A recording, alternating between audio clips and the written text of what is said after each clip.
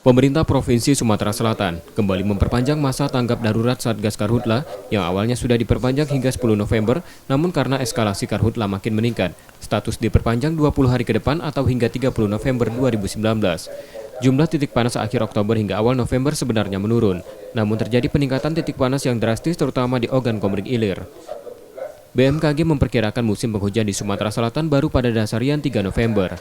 Perpanjangan status ini, Satgas GAP tetap menyiagakan personil di lokasi rawan kebakaran, terutama di Ogan Komering Ilir, Ogan Ilir, dan Pali.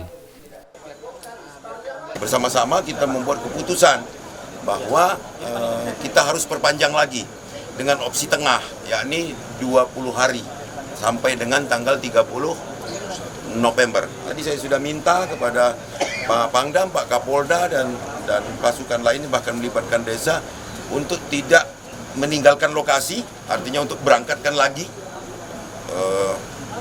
untuk melawan api ini. Dan keuangan Pemprov akan siap. Sepanjang tahun ini, titik panas mencapai 16.019. Sementara luas lahan terbakar mencapai lebih dari 361.000 hektar di Sumsel yang 60,9%-nya lahan gambut. Rizky Nurmizan, Kompas TV, Palembang.